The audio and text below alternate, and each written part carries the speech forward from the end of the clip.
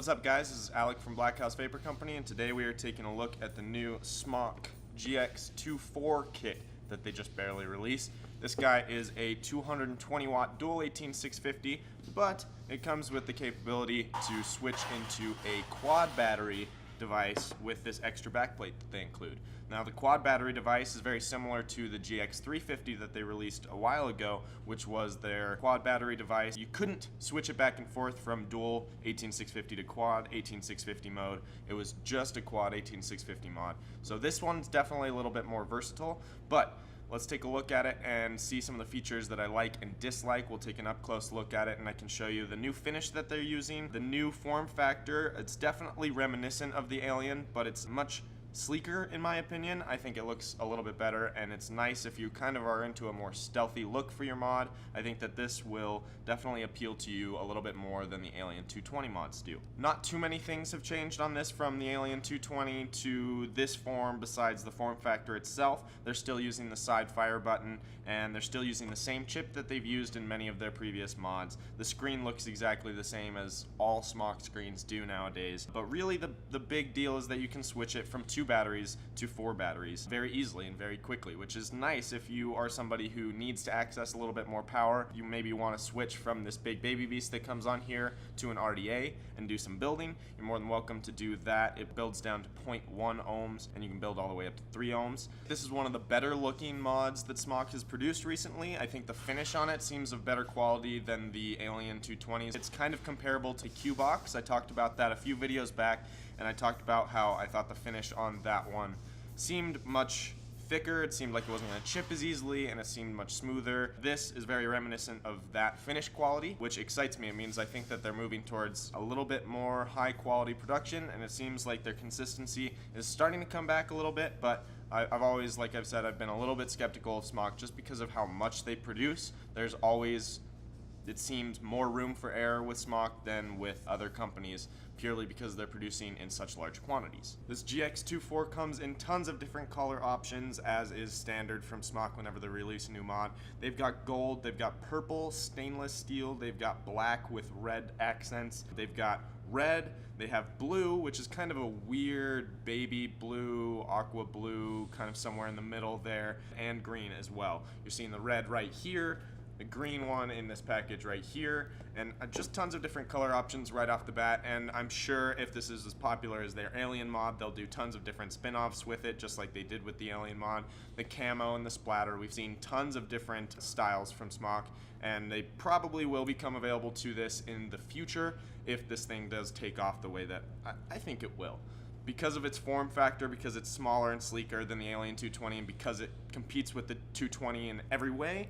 I've talked about in previous videos different mods possibly being Alien killers, and I don't think any of them have in the past. The G150, their internal battery mod that looked kind of like the Vapor Flask, that thing was awesome in my opinion, but the quality on it was a little bit lower than I would have expected, and besides that, the internal just doesn't appeal to everybody. I think that this is appealing to a wider audience, and it's more versatile than the Alien 220, so we'll see if this really is an Alien killer. I'm not going to make any calls myself, I don't know for sure. So you've got lots of versatility in this mod. Let's take an up-close look at it, and I'll show you some of the features of it up close and personal, and then I'll bring it back up and give you my final thoughts on it. Okay, so now we're up close and personal with this SMOK GX2 You're looking at it in 2 battery mode. Now, they are heavily advertising this or heavily marketing this as the smallest dual 18650 mod on the market, and it might not be the very smallest, but the form factor on it is definitely the sleekest I've seen from pretty much every company, or at least pretty much every mod that we have in the shop here. It really is. It's extremely sleek. It's much sleeker than most dual 18650 mods. They're using the little button release on the bottom back plate for the dual 18650 mode, as well as the quad 18650 mode. The reason they're doing this is it allows them to have these connection points at the bottom and make good connections so that they can add the 2 extra batteries on, and you can run it in 350 watt mode with the quad battery form factor. If you look at this, even the way that it's shaped, everything about it very reminiscent of the GX350 that they released quite a while ago now. And I mean, this is exactly what the GX350 was, just a 4 battery mod. I think the form factor on this is just slightly larger than the GX350, but I think the reason for that is because it's more convenient this way, but they have to add a little bit more room for all of the extra clamps and everything to hold these two extra batteries on, and so that gives it just a slightly larger form factor than the GX350. I'm glad that they included the Big Baby Beast as opposed to the Baby Beast. I personally like the Big Baby Beast more just because you get more juice capacity and wider airflow and a wide bore drip tip on top, whereas with the Baby Beast, they included the Baby Beast on the Alien 220 mod, but that was really kind of an underpowered tank. Just in general, it wasn't as much of a tank as you might expect on the dual 1860 with 650 mod to begin with.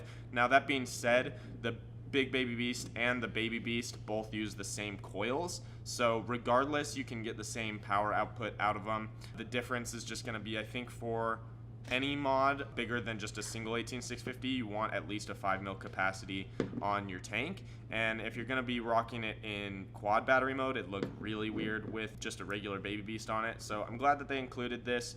My personal preference is going for bigger. I think that the bigger airflow and the wide bore drip tip and the higher juice capacity is definitely worthwhile to add this on as opposed to just the Baby Beast. Plus, with the way that this mod is made, it can hold up to 25 millimeter devices on top without any overhang or anything like that. This just looks really nice on this device. It suits it more than the Baby Beast did with the Alien 220 mod. The screen on this guy is exactly the same as the Alien 220, as the G150, except for it's not rounded, as the Q-Box.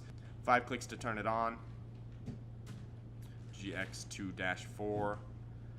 And right now we're looking at the screen that you've seen before on many a mod. I don't feel the need to really explain the screen in great detail just because you guys have already seen it a lot. If you want to know more about this menu system, I think I cover this actual menu system a little bit more in the G150 kit review that I did a few weeks back, so you can take a look at that and see more about the actual menu system and look into that if you feel the need to. The size of this thing is really awesome, though, the way that they're marketing it as the smallest dual 18650 mod. I mean, they're not necessarily wrong. It's really, really slim. More than anything, it's just the width that gets me. It's 87.2 millimeters tall, but it's only 46 millimeters wide, and it's only 26 millimeters in depth. So just the depth itself, it really is only slightly larger than the 18650s inside of it. I don't even know where they're putting the chips these days. They're just getting so sleek that it looks like all there is inside of this mod is a battery tray. But that's really nice. It means that when you switch into the quad battery mode, you're not going to be getting this massive device that you don't want to be walking around with. You still could put it in your pocket, although it would be pretty awkward.